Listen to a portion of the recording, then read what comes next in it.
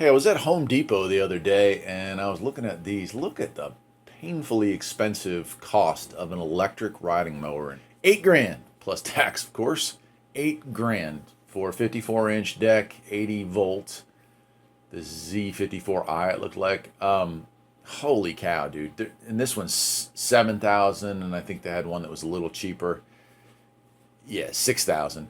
People are not going to buy these. This is way, way, way, way. This technology of someday will be cool, but it ain't there yet. It ain't there yet. And I'm all about electric cars. I'm not afraid of the future, but come on. What I did find interesting here was the Murray MT1000 or MT100. 2 grand, which is about twice what it's worth, but Murray is back. Who knew? And then we had some Toro zero turns here. Not a bad price on the Toros, but yeah, the Murray, they were extinct. They went belly up. But somebody apparently has brought back the Murray line. It's just a base model, a 13 and a half horsepower MT100. And these Toros, man, that's 3,300 right there, 34, I guess. And this one as well. They look pretty good. I like those. I've never been a fan of zero turns, but I would certainly get one. But back to the Murray here,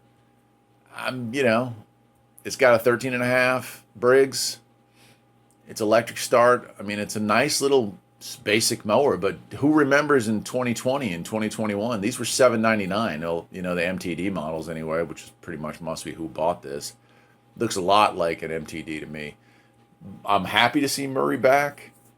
I am not happy to look at that price and the prices of those electric ones. If we're going to move to an electric riding mower or, small engine society, they're going to have to figure something out when it comes to batteries because no one is paying $8,000 for a zero turn that probably has an hour runtime. Till next time, my friends, take care.